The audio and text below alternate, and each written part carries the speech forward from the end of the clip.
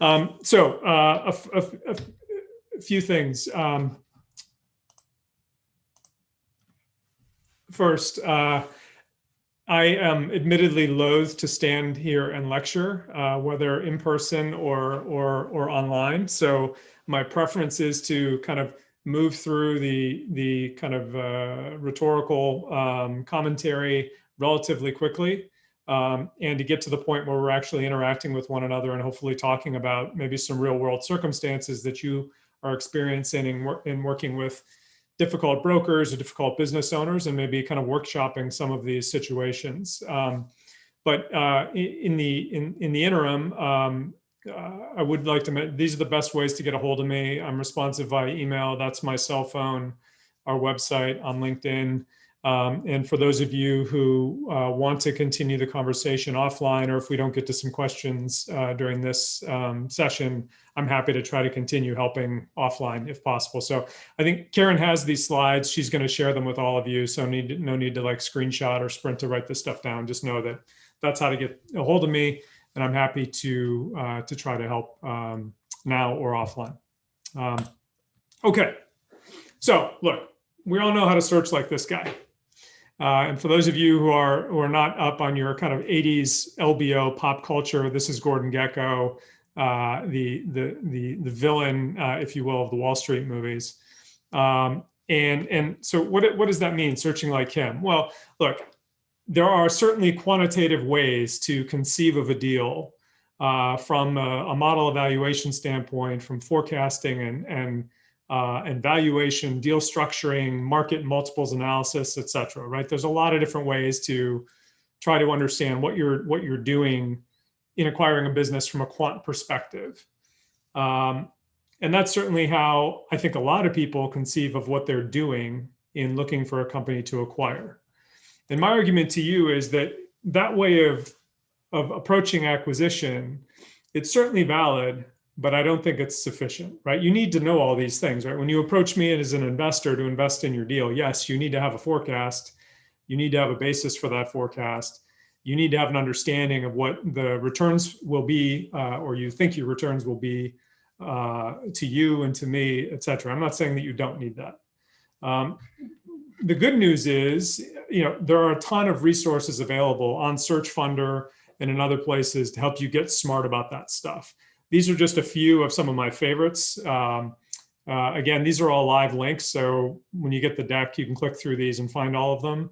There's a million more, frankly, and every day that goes by between Searchfunder and Search Fund Coalition and AJ Wasserstein at Yale and Rick and Royce at Harvard and the people at Booth and Kellogg, there's just a constant supply of new kind of quantitative methods and resources to help you get smart. And I think that's great. I'm arguing that your focus in your search, beyond that, should be creating an emotional connection with the person who owns the business that you want to buy. And I hope over the next few minutes as we talk about this, to help you appreciate why I think that.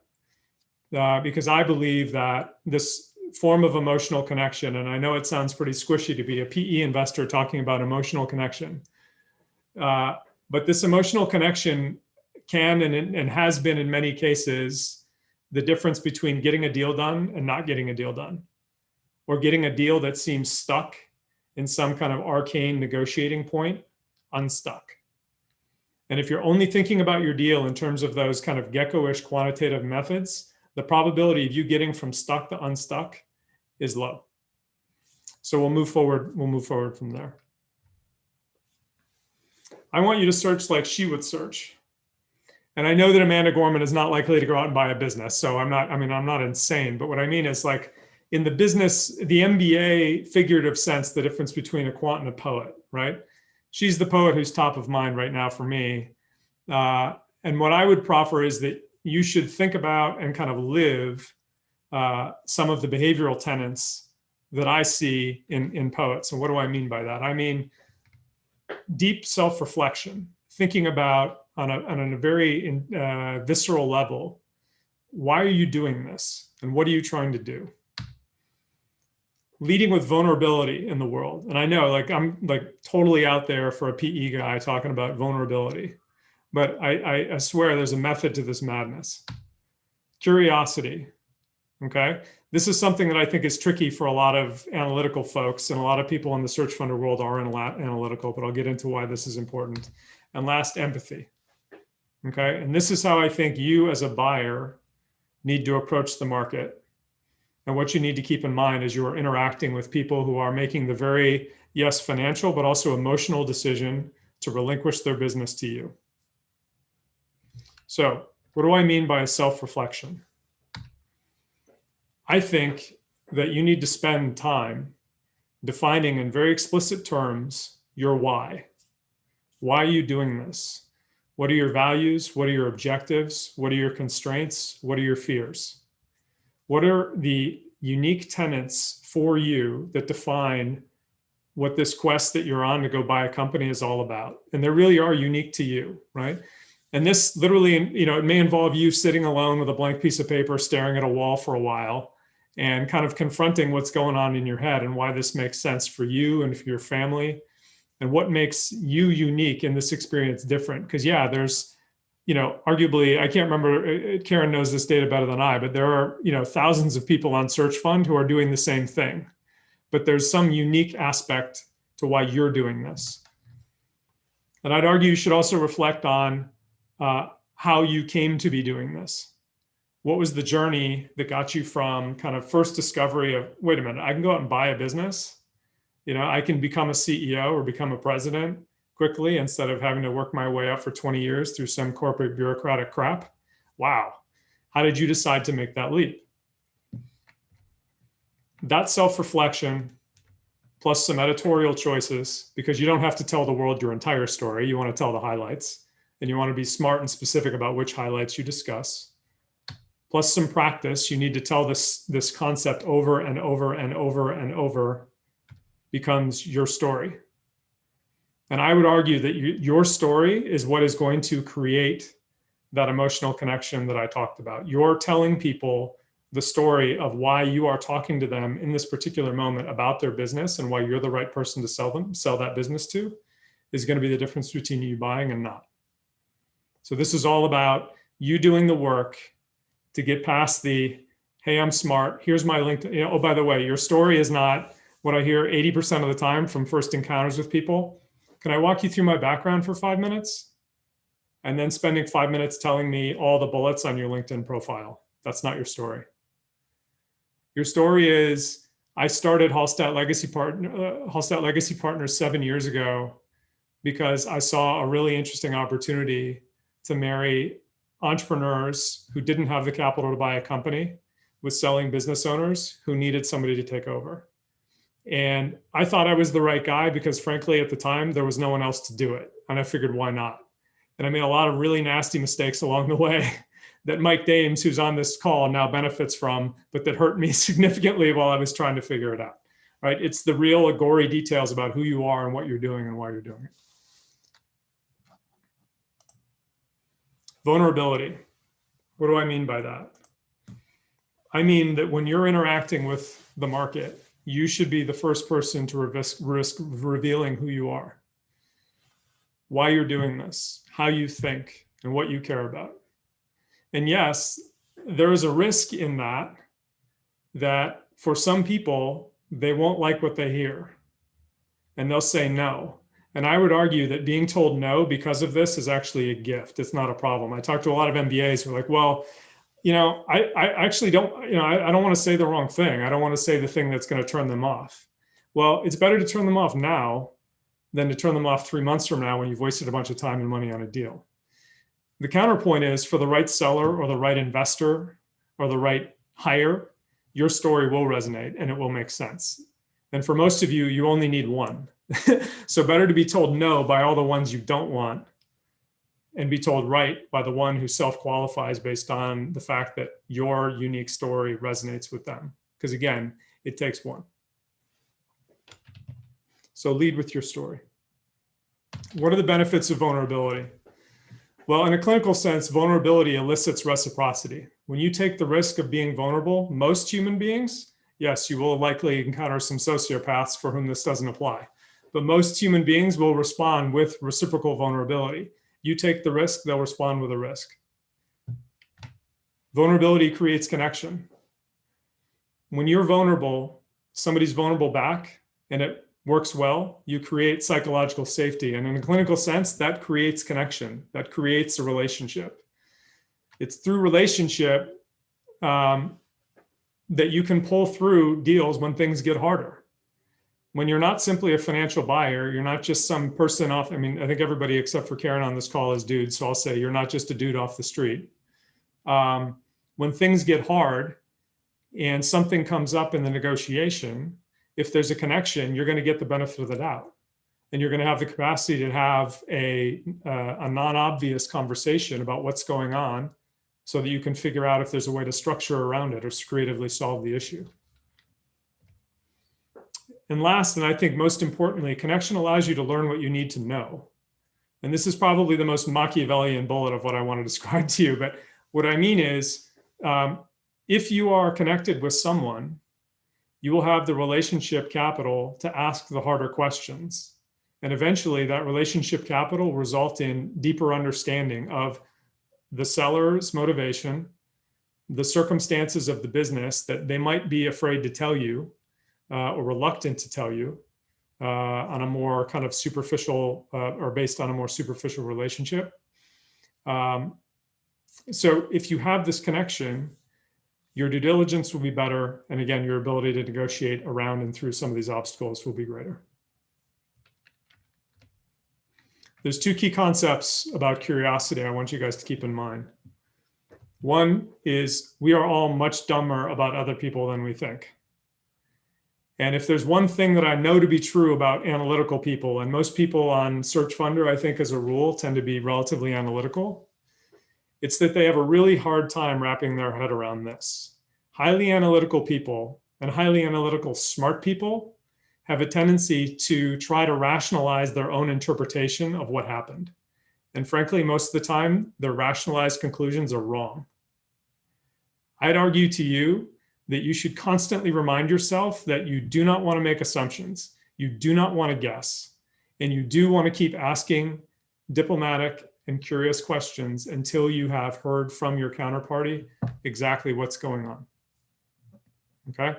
The second question or second concept I want you to remember about curiosity is that understanding the seller's why is essential to getting a deal done. And here I'm happily referencing Jim Sharp, who's an entrepreneur in residence at Harvard Business School, who originally taught me this concept and from whom I have stolen it unrepentantly.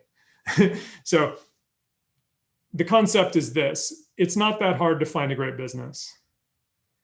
It's a little harder to find a great business that's for sale. But what's really hard is finding a great business that's for sale at a price and a structure that you want to or could pay. And the thing that determines whether or not you're looking at the first or the last is the reason that the seller is engaging in the conversation with you. The why is what it tells you whether the seller has a problem that you are uniquely positioned to solve, or whether that seller is just looking for the highest bidder. The why is what enables you to craft more creative solutions, often involving non-economic terms. Because if you understand the why, you'll understand these other motivating factors that are non-obvious.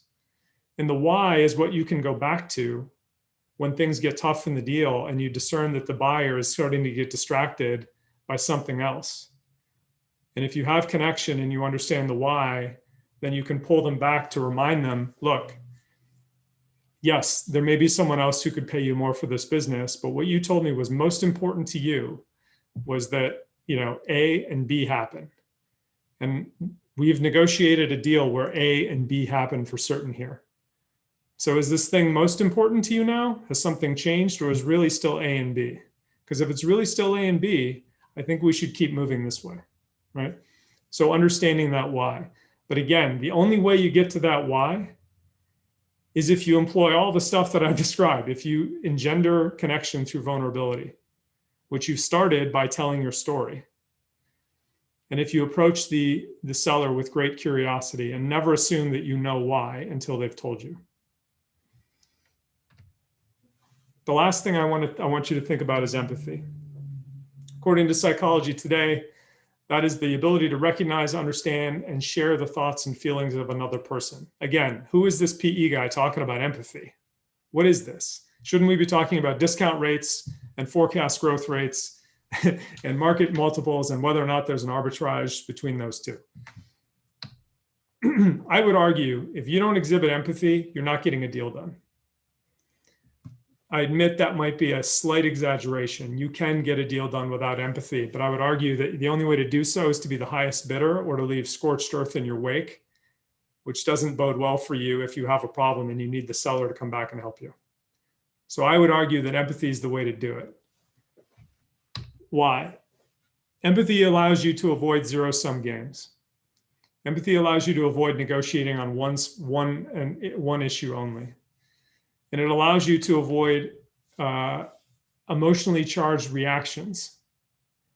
If you can put yourself in the other party's position and try to understand why they are behaving, why they're responding the way they're responding, you take yourself out of your own head and out of your own possibility of viscerally reacting to a stimulus, and you put yourself in a position where you're more likely, through understanding of your counterparty's position, to devise a solution that helps both of you. Empathy allows you to unearth deal blockers that are not apparent. What do I mean by that? I mean fear, regret, hidden influences on the deal that have not been articulated to you but have reared their ugly head. For example, we've had, a spouse swoop in the side door and declare that, things that were never discussed are suddenly essential to the deal and introduced at the 11th hour. And rather than, out of embarrassment and not wanting to welsh on the deal, the seller has essentially blown up the deal. Without empathy, we can get angry at that, which is not productive, or we can have some empathy and try to figure out what's going on here and see if there's a way to solve it. Right? Empathy-related concept allows you to understand if objectives have shifted.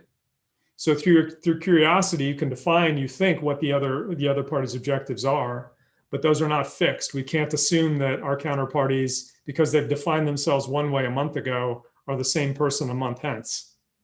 Every day the deal gets closer and the possibility of that check gets closer, or the possibility that they don't know what to do with the rest of their life gets closer, sellers get squirrely. And without empathy, you have no way of reconciling where you thought they were or where they're going. And finally, empathy is what allows you to communicate communicate sensitively about essential components of the deal.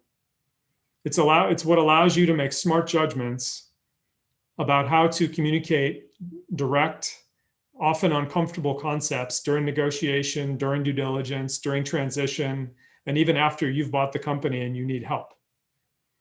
It's the basis for the gooey relationship stuff that I think is the difference between buying and not, and being successful and not. So in short, all of this stuff allows you to create value that Gecko can't. So what I'm gonna sum up here: buy like a poet, damn it, not like a PE investor. What does that mean? It means start with self-reflection, define your why. It means be vulnerable and take the risk of leading with your story. Tell people why you're doing this and who you are and the reality of all of that.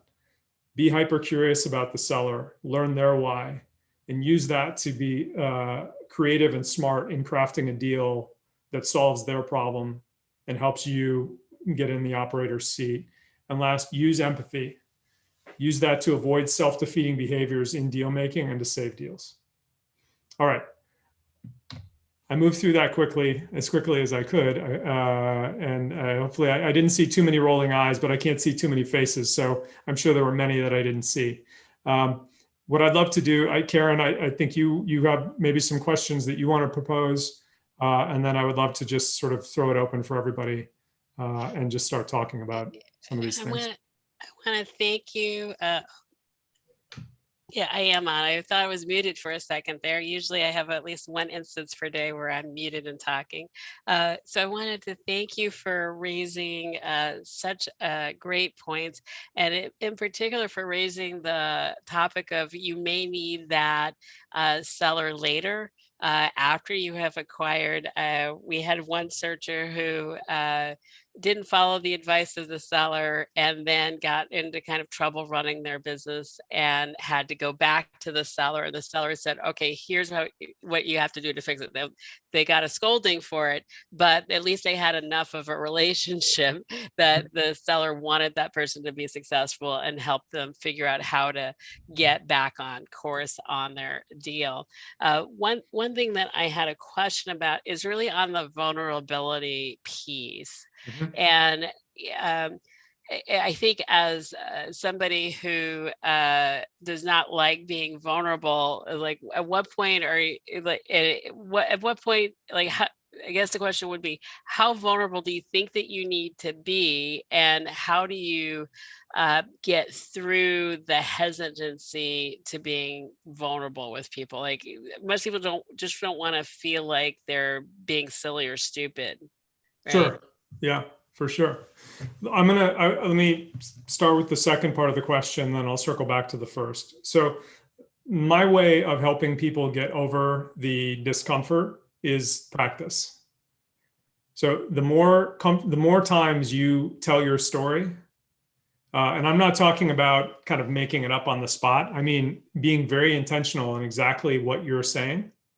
The more times you do that, the more rote it becomes, and the less it feels like you're taking this big risk, right? In some ways, you might think about it. I mean, you can conceive of it however you want, but it's almost like a theatrical performance, which I know for a lot of people would be like shockingly, scary to do too. But meaning like the more times you practice it, and I'm talking about tell it to your friends, tell it to your dog, tell it to your kids, tell it to your spouse, tell it to every broker you interact with. Just say it again and again and again, so that the act of revealing these things about yourself uh, becomes rote. And it's not, look, for some of us, the decision to do that needs to be a conscious one in every interaction.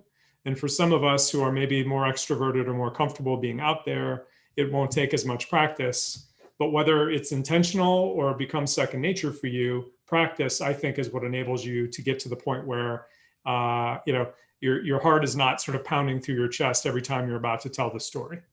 Another way you can think about it is, if you've sold anything or you've pitched anything, the only difference between this and that is you are the product rather than whatever it was that you were selling or pitching before.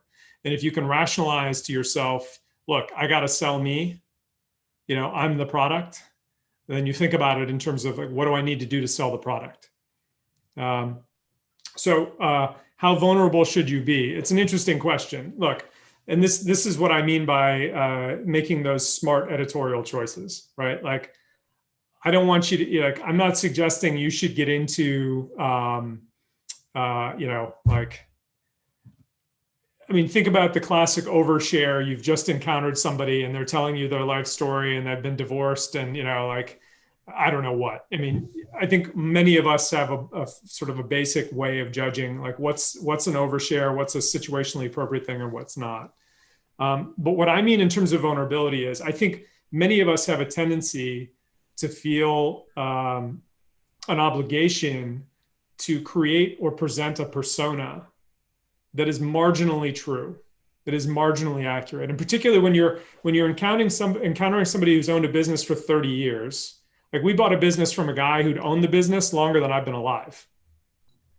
So when I'm talking to Fred Satterfield, who's old enough to be my grandfather, or more aptly, my partner, John, who owns that business with us and runs that business, when he's talking to Fred Satterfield, there is absolutely a temptation to try to create a persona of sophistication and understanding and intelligence, and which is sort of true, but from Fred's perspective, it's kind of BS, because Fred doesn't have an MBA. And Fred didn't go to, I mean, he definitely didn't go to college. For all I know, he might not have finished high school. And he didn't need any of that crap to build this great business that we want to now buy. What he wants to know is, who is this guy? And what's he going to do with the 50 people who own none of my business but helped me get wealthy over the last 45 years building this thing? And how's he going to behave with those people when I'm not here anymore? And what's he going to do to my customers? What's he going to do with my suppliers and all these people that I might encounter when I go to church or when I go to the Greasy Spoon like I do every Thursday or whatever? He wants to know who you are. And so what I would say is, look, the vulnerability I'm talking about is the vulnerability that allows you to get rid of the persona and talk about like, what's the reality? So the reality of John is like, the persona of John is, I have a Harvard MBA. I was the CEO of a venture-backed biotech company. I, I was a Moorhead Scholar at University of North Carolina. I was in the J&J Leadership Development Program, blah, blah, blah. And that's all true. But the real reality of John is I grew up in Cary, North Carolina. I've lived all over the world and I don't want to live there anymore. I want to live in Cary. I've messed around in these very early life cycle, super volatile, hard businesses. And I realized I don't want to do that anymore. My wife, who's an awesome entrepreneur, started a business that's really simple. It's a wedding venue. You know what they do? They charge people a margin on top of what it costs to deliver an experience, and they make money. And I thought, you know what? I'm pretty stupid for doing all this crazy stuff. I should do something simple. Not that your business is simple, but it's a hell of a lot more simple than what I'm doing. I don't know paving, but I know I'll work really hard. So I'd really like to talk about your business. That's it. That's his story. And no, not everybody likes that story, but Fred Satterfield did. That's awesome. That's really awesome. Thank you for providing that specific example. Really helpful. We have a question. I have other questions that I want to ask. I probably could keep you busy all day, Shannon. But we have a question in the chat, so I'm going to go to that. And hi, Shannon. Very timely discussion for us. How do you handle a broker who does not allow for a meeting with the owners after the initial management meeting? The broker has been only encouraging the owners really like you, etc., but would not facilitate another meeting unless I offer up X. So I then offered up X and they responded by saying that they were going a different direction. That was very frustrating. But but if you've got this go-between, how do you handle that from a poet perspective? Yeah, look, having someone between you and the seller is a really frustrating situation. 3 of the 4 companies we've acquired have been broker or banker represented, and we're under LOI on 2 at the moment. And both of them, one's truly a broker and the other's kind of this weird advisor intermediary guy. And negotiating through and communicating through those people is really hard. And one of the reasons it's really hard is it can be a significant impediment to you, one, articulating who you are to the seller, because you've got this telephone game and you might be, you might tell the greatest story in the world to the broker and he tells, a 2-sentence synopsized version of, and I know Gary. So his synopsized version of, Gary, he went to Kellogg and, he's got, he's an engineer and, he's got some great experience in manufacturing and I think he's got money. And that might be all they get. And conversely, it can be very difficult to understand from the broker what the seller's why is. Because frankly, the broker doesn't get comped for these non-economic values. The broker gets comped on maximizing the economic value they get from you and give to the owner. And so we often, I wish I had a silver bullet to offer in terms of how to sort of unlock some of these broker conversations. I think if I want to sort of paraphrase what we've talked about before, in part it has to do with empathy. So one, it's understanding the role of the broker and not thinking there's something they're not. It's been very rare that we have encountered them, but it's been very rare that we've encountered a broker who really truly cares about some of the non-economic interests that the seller has, or even understands them to begin with. It is actually more frequent that when we interact or when my partners interact with a seller, we find that there are a bunch of things at play here that the broker doesn't even know about. because they never bothered to ask, because really what they care about is it's 2 million of EBITDA. I think that the market comps are 4 times, so I'm talking $8 million. So if you don't offer me 8 or better, we're not even talking. But when my partner interacts with the seller, they find out that there are a couple of other things that really matter, and the seller would theoretically be willing to pay some cash value to get right. So one thing is like I am. We have used brokers.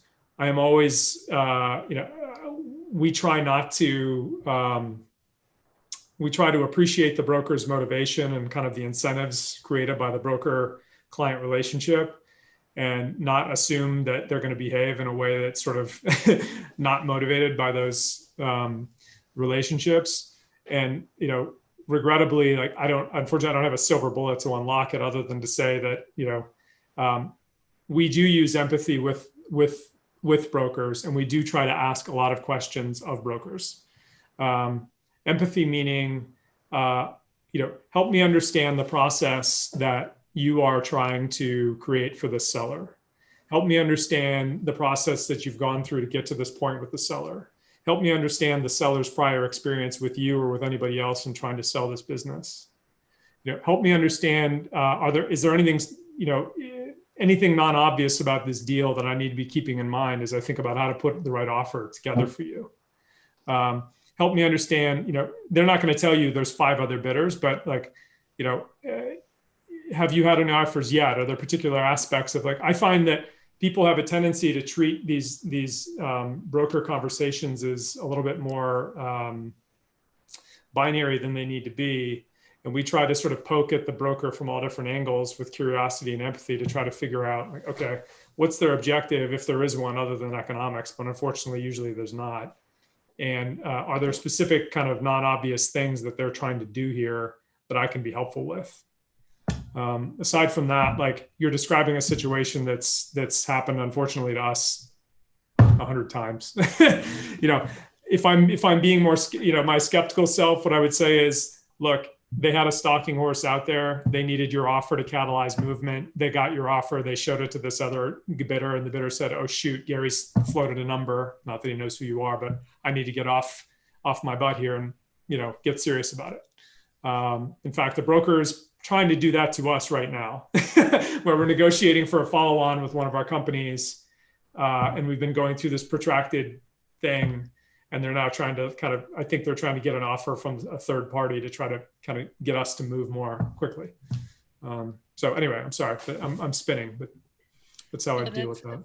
That is absolutely wonderful. So you talked about empathy, and would you mind either giving an example where either you felt like you showed empathy and the deal got closed by one of your entrepreneurs, or maybe it didn't close because of a lack of empathy?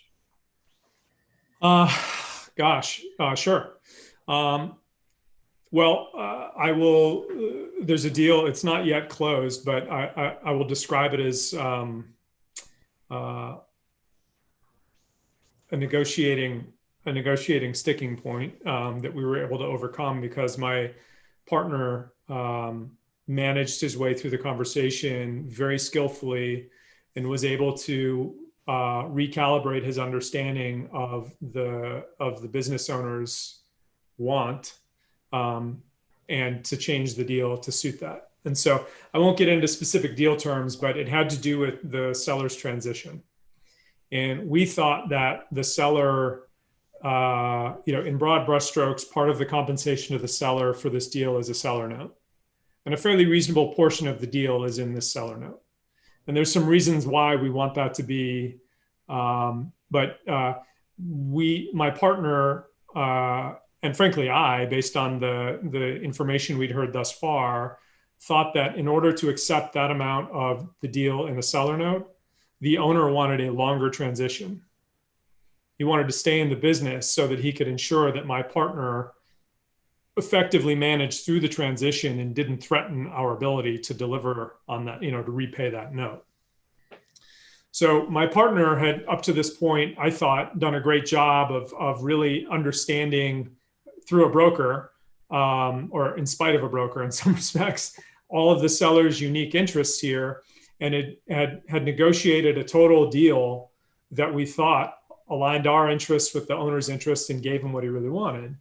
And then at the last hour, they went with another bidder, which was like, we couldn't believe it. And really what it came down to was a misunderstanding on the part of, well, frankly, I think the broker and my partner, and by extension me, of what the owner really wanted.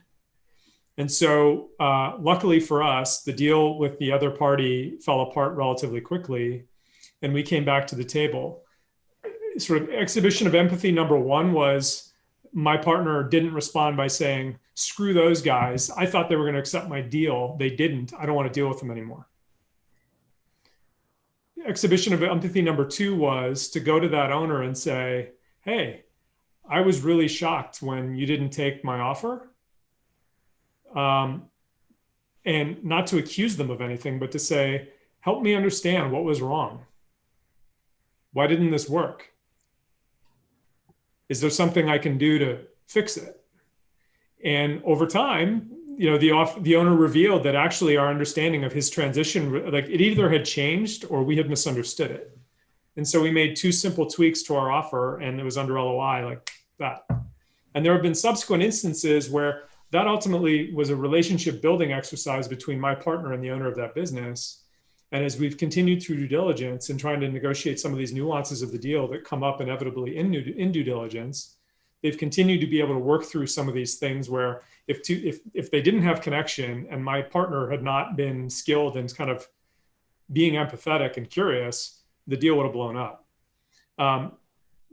Look, the least empathetic way, and not every deal is closable. So I'm not trying to say that, hey, just be empathetic, meditate before you talk to somebody, you can get any deal done. I'm not saying that.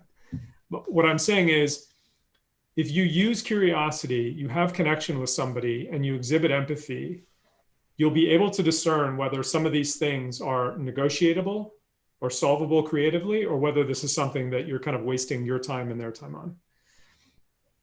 The recurring theme of how not to get a deal done, and we still fall into this trap too, is to focus on one thing, create a kind of a zero sum, like if I give you that, I lose. If I give you that, you win circumstance, and see a negotiation that way. And I see it with employees. Somebody comes in, and like employees do this all the time, unfortunately, because nobody's really, like most people are not good at negotiating. So they come in and they try to hold you up, which is a zero sum game. It's not empathetic. Who wants to be held up? Nobody does, right? But people still walk in and like, look, you give me this raise or I'm quitting tomorrow. Like, awesome. You've basically forced me to call your bluff, right? And so in a negotiation, we see it all the time. We see a broker say, in this example from Gary, if you don't offer me 5 times, we're not having this conversation. Like, okay, well, I guess we're not having the conversation. Or from the entrepreneur's perspective, like making these sort of hard and fast, inflexible assertions that fail to achieve what I'm going to just use a very dorky, like MBA term, a Pareto efficient, outcome. Right. So expand the pie and think about all the different nodes of value you can give to somebody to hit that frontier. Anyway, again, I digress. So I have 2 more questions. I think we just have time for that.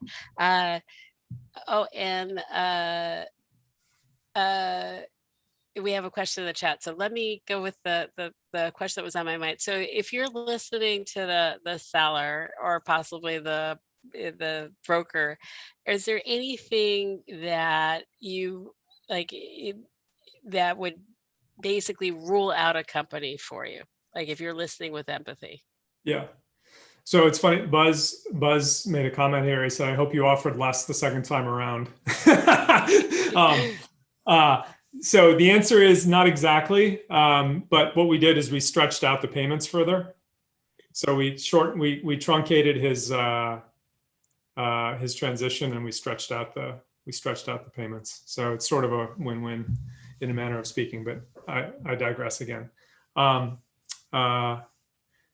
Sorry, I was so focused on buzz, I completely forgot what you were asking me. Can you please ask me again? So you're speaking with the seller or possibly Oh, the broker. You're listening with empathy. Is there anything that if you heard it, you'd be like, okay, we're done right now? yeah. Look, we have a tendency to, I mean, in general, we're thinking. I mean, the extension of that seller concept or seller profile concept is kind of, if you want to talk about it, like the transaction profile. And look, my partners have a monolithic source of capital, and they are like, if their deal kind of fits within certain parameters, they know it's funded. So their ability to demonstrate like to close is pretty compelling. But even then, we're disadvantaged relative to a strategic buyer or what I would call dumb money. There's some other buyers out there who just don't, they're not, we underwrite to an IRR threshold. Like, we're disciplined buyers, right? So to somebody who, like, I was looking at a pest control business the other day, and there are like 3 publicly traded pest control consolidators out there who pay like 15 times for a $1 million EBITDA business. Which, I mean, shoot, if you own one of those, amazing. But like, that prices me out of the market by 3 times. um, uh, so um, so one thing is a description of process. And if a broker can't tell me about a process, or can't tell us about a process, anything other than, here's, you'll often get a deal memo that kind of describes like first bids by here, management meetings here, best and final LOI here, company visit here, best and final, we pick the winner here, so forth. Like, if that's the process, usually the way we'll respond is, that's great, I understand your process. Tell you what, if it doesn't result in a buyer who fits your seller's needs, odds are we'll still be here and would love to talk about it. But the parties who are going to go through that and win it are going to pay more than we are. And so there's really no point in us participating. And I would argue for most like self-funded buyers and even search fund buyers who just by definition can't move as fast, and or don't have the propensity to pay, they are similarly disadvantaged in that circumstance. So if I see those things, we don't even engage. The second things are more circumstantial about the buyer. And these are, depending on how often you've looked at deals, they're more obvious than others. But we often, even with multi-million-dollar EBITDA businesses, see businesses where the owner is essential to the ongoing operation of the business. They control, no, there's not customer concentration, but they effectively control the relationships with the top 5 customers. And they are golfing buddies or church buddies or whatever buddies with these people. And it's not a relationship that you or I can feel really comfortable will transition naturally. Some other things we see often that lead us to pause is, we've seen businesses like an entrepreneur that owns 2 or 3 businesses that are all sort of related, and you end up having kind of transfer pricing between them. And due diligence on a $1 million, $2 million business is a little tricky from an accounting and finance perspective. It gets a lot more tricky if you have these interrelated entities, because it can get kind of easy for them to, if you want to be cynical, it's easy for them to shift expenses around and make one look better than the other. If you want to be more diplomatic, most of them have crappy accounting systems, and it's hard for them to really recognize which one belongs where anyway. So if we start to see that, okay, well, it's a paving business, there's a development business here, there's a grading business here, and then there's this, this is getting into paving nuance, but crushing business that takes the raw material from milling and turns it into rock and reuses it in paving. At a certain point, we're kind of like, it's hard to know if this one's doing 2 million of EBITDA and this one's break even, or if they're really both doing 1 million, because it's easy to confuse whose expenses are which. So we see stuff like that.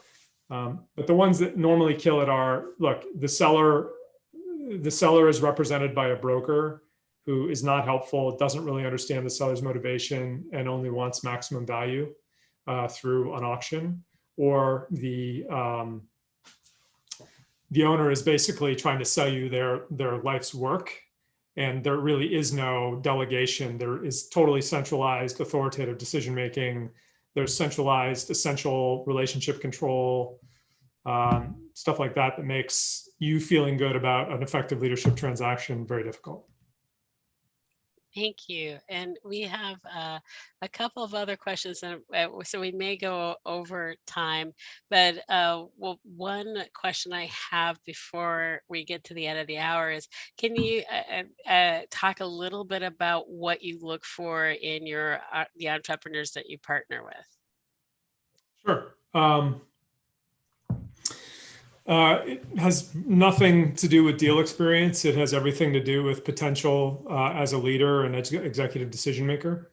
We think that the transactional side of this and the search side of this is something we can teach. But the potential to do well in the volatility of the entrepreneurial leadership position is not something we can teach, or not something that we are really capable of teaching. We're certainly capable of helping people adjust to it and make good decisions to it and adapt to it. But like, we think there are certain attributes that make people better suited to it than others. So look, we like to see people, it doesn't really matter to us if you've been a CEO before, but it does matter to us that you've taken entrepreneurial risk in some form. That doesn't mean starting a company, but it means that you've taken risk to put yourself out there. You've taken the leap. We prefer to see people who have either made mistakes and suffered the consequences of them, or have endured some professional difficulty, whether it's of their own creation or not, and demonstrated a propensity to, rather than defect, to dig in and deal with it. Because when you're an entrepreneur, you don't know what's going to go unexpectedly. You just know that things will. And often when they do, even if it's good things, it's uncomfortable. And we don't want to be the first people to watch how you react to that. We don't want your reaction to be, like, I hope Karen handles this well. We look for people who are really gifted communicators, and who, through that communication, demonstrate the empathy that I talked about, because we think that communication and empathy is not only the key, as I mentioned, to getting good deals done and to unblocking deals, it's also the key to effective leadership. We look for people who are capable of making effective decisions with imperfect information and are comfortable taking the risk to make decisions despite not really necessarily knowing the answer every time, because that's what's required of a small business leader. You don't have as much information as you would in a more traditional kind of Fortune 500 business context. And then we look for some kind of business superpower, which means, like, look, we don't necessarily only want to work with MBAs, but we do want people who have one skill that they're really good at. MBAs are nice because theoretically they know enough to be dangerous about the liberal arts of business, but I don't think having an MBA necessarily means you're going to be a great operator. But what can be helpful is you don't need to know everything, but if you're really good at one thing, we know your company is going to have one thing it's really good at, and we know we can focus on kind of hiring for the rest. So for some people that's sales. For some people it's more kind of marketing and strategy. For some people it's operations. It can be any number of things. For some people it's finance and accounting, but like that I think is more easily hired for. I think you need to be aware of it and you need to be thoughtful about it, but that stuff is less helpful in the day-to-day sort of tactical leadership of a small business. Wonderful. So we have a question in the chat, and I think it's a nice segue from what you just talked about, and that is really about building your team as you are leading it. And you talked about the communication piece and the empathy piece. Any other sort of poet-like things that our searchers should consider as they're thinking about what kind of operator they want to be? Yeah. So there's a couple things. One is just sort of a general, like, I think that sometimes people draw this artificial distinction between like art of the start entrepreneurs and search entrepreneurs by thinking that art of the start entrepreneurs are more visionary and search entrepreneurs are more like tactical, operationally focused. And I would argue, particularly if you buy a small business that's been run by somebody who's kind of run it in an old school way, the odds are better than not that you're going to find, and this has been true of 3 of the 4 businesses we've acquired thus far, that business will be devoid of talent that most of the people on this call would recognize as a peer. And so in order to attract the, as Elliot referenced, the A players, you need to adopt more visionary communication methods and less tactical. And I say that because you need people to understand the culture you are aspiring to and you are trying to build, in addition to the reality of the culture into which they will jump, right? So they need to buy into you and what you're trying to do, the why, if you will, that you bought this business and where you're going with it, as much as or more than the reality into which they will find themselves when they join. And I find that for a lot of entrepreneurs who are not used to hiring that way, like if you come from the startup world, that's all you're selling. So it's more, I think it's a more natural thing. But if you don't, to communicate in those terms is not as intuitive. So that's sort of the one thing. The second thing we think about all day is to try to discipline yourself to ignore what we think are the superficial badges of achievement that are not predictive of success in a very individual role. So I think we as a society have become, and particularly people with MBAs or have gone to good schools or just know how to play the game, we've all become very good at talking about that sort of 5-minute LinkedIn story, right? Like, I'm Shannon. I went to Northwestern for undergrad. I played football. I was an investment banker. I've done a bunch of startups. I have a Kellogg MBA. My wife played basketball at Duke. She's taller than me. I started Hostel, I've sold business. I sold a business to Credit Suisse, like all that stuff, right? And what does that tell you about my ability to do what I'm doing right now? Nothing. Nothing. What defines whether I can do what I'm doing is who I am, how I behave, and how I think, and how hard I'll work to adapt to whatever I find when I get there. And so what we've learned is we need to be less focused on whether you went to Duke or Harvard or Stanford or Chicago or University of Virginia or whatever, and more focused on what are the behavioral and cognitive attributes necessary for somebody to be successful in this role, and what capacity do we have to train them to execute in this role. And by defining roles in those terms, we're less distracted by the kind of crap that is not really predictive of success, and we're more able to make objective decisions about whether this person is a good fit relative to what we need this person to do in this role and our ability to train them to do it. So when you combine that with kind of the visionary selling of, hey, this is the culture as it exists today, and this is where we're going, and I want you on the bus, because adding you to the team is going to get us from here in my cultural progression up to here.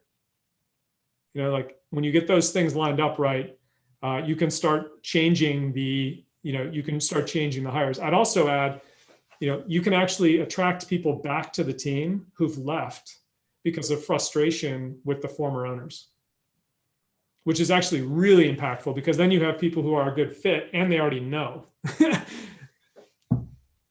That's awesome. Thank you so much. We went a little over time, Shannon. This is excellent. I really appreciate it. We'll be talking about poets and quants. I have a feeling for quite a while on Searchfunder. I'm going to stay on in case anybody has any questions about what is Searchfunder, what is the Search Fund, or where to find something on Searchfunder, which is pretty often happens. We've got a lot there, and sometimes it can be tricky to find it. But you are welcome to stay or leave, Shannon, now if you'd like. But just thank you so much. This was absolutely wonderful and great nuggets of advice for our folks. Sure, my pleasure. I can stick around for about 10 minutes, but I also don't want to derail what you're otherwise going to talk about. Oh, Um, we are, I could literally talk to you all day. So I would ask you another question or open it up to somebody who wanted to unmute and ask directly if they had a question as well. okay, and just a reminder, everybody, I think, Karen, you're going to distribute slides and my Yeah. contacts are on there, so you can reach out to me if we don't get to you or you don't want to do it in this forum or what have you. Yeah. Yeah, I will send an email later today to everybody who registered, and then I will also post a link on the past events page on the landing page for this event. So Okay. folks will always be able to get to it. So since you're such a valuable resource, I do want to ask you a question following up on what you just said. Have you ever had a situation where it was, you have a great entrepreneur as a partner, you've got a great business, but their skill sets were not matched, and you had to steer them away from that? Yes. Yes. And I Um, assume it was a pretty tricky discussion to have. uh, yeah. So we go through a process in building relationships. I guess I can talk about this in two contexts, because there's a lesser known part of our work, which is working with self-funded entrepreneurs, and it's not very well known that we now do that. So most people think of us as a kind of a sole sponsor partner situation, which we definitely do. We also are now kind of wading into the self-funded world. So I can give an example from both worlds. When we do a sole sponsor partnership, we spend an inordinate amount of time getting to know that partner and they us. And the result of that is a shared understanding of what are the kind of defining characteristics of, rather than specifically a business, I'll say the situation that would most likely result in success and happiness for our partner. And we're trying to be pretty prescriptive about that. So, but despite this shared understanding, we're constantly looking at opportunities together, and particularly early in the search, we believe in that reps are important, even if it's, the example I'll give is one of our partners. She worked in oil and gas before searching. Her dad, she grew up around an industrial company. And her comment to me as we were getting to know each other, which I found hilarious and still do, was, I don't want to be around dudes who are chewing tobacco, spitting, swearing, and wearing tool belts. I just don't want to be around that all day, because my entire life I've been around that. Right? Like, got it. Cool. I can get with that. And frankly, her skill set, despite her experience in that, her skill set was not in actually the execution of this industrial work. It was more the kind of the analytical aspects of the business and building kind of data driven insights, right? So totally get it. But we're out in the market and we're looking at all these different opportunities early in her search, in as much as anything, to just get her comfortable quickly chewing on businesses and saying like, yep, nope, yep, nope, yep, no, right? And invariably we do that. And this specialty contracting thing involving dudes with tool belts, chewing tobacco and swearing all day come up. And it seems like an amazing, it's like 45% gross margins, which for a construction business is like mind blowing. And, it's a specialty trade and it's really differentiated and it's got an exclusive kind of product line so that, within this particular geographic region, only they can do this exact thing. So there's kind of a moat around. I mean, it's great. But at the end of the day, it's spitting, tool belts, swearing, it's what she doesn't want. And so we had long and hard conversations about it. And, in one instance, despite those long and hard conversations, she went on a visit and found herself up on the roof of a building, like stomping around tar. And it took that experience to say like, oh yeah, that's right. I don't want to do this. Right. So, and on the self-funded side, I think it's even more, sometimes entrepreneurs have a tendency often to drift even further afield, because you have this additional parameter of, okay, well, what are the financing mechanics here? And, this one's smaller and it's not really what I thought I wanted to be doing, but it fits my geographic, preferences. And, this is a check I could probably, the seller's willing to do some seller paper. And so if I think I could raise this amount of debt for, in an SBA guaranteed note, then like I could probably do the down payment myself so I can own all of it, and so that's, it's the same conversation ultimately, but it's a little bit more visceral one when it's somebody who's truly independent and trying to set up their own thing. But to me, like the other value of that self-reflection exercise that I described is it helps you build somewhat objective measures against which to evaluate deals, investors, partners, and hires. And it takes some of these like abstractions, like, yeah, you could do anything, but the question is, should you do it? And my way of like boiling that ocean is to say like, okay, these are the things that really matter most to me. And like, how does it measure up against those? So yeah, like it looks like a compelling investment, but I don't want to spend my day, with tool belts and spitting and swearing. Okay, well, dang. Right. Yeah. That would be like me buying a company that required me to be out in weather of any sort. I am definitely one of those people who likes about 72 degrees inside and not having to deal with weather. So Yeah. like no landscapers, no ski companies, no nothing. Right. One of the coolest businesses I've seen, we obviously didn't buy it, was I think it was called a thoroughfare maintenance business. And so if you've ever been up in the mountains and you've seen how like, if you look up and like miraculously like 20 yards on either side of a power line going up the mountain is magically clear. So it's like all forested and rocky, and then like magically it's perfectly pristine as you go up. There are these thoroughfare maintenance companies that do that. So they plow it, they mow it, they maintain that.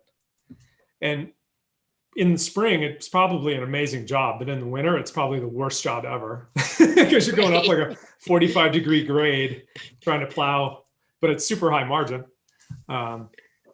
So if you were my partner, Karen, we would have to have a long and hard conversation about whether you want to be out there, with your team when it's 30 below, clearing the power lines. Exactly. And I would say, you know what?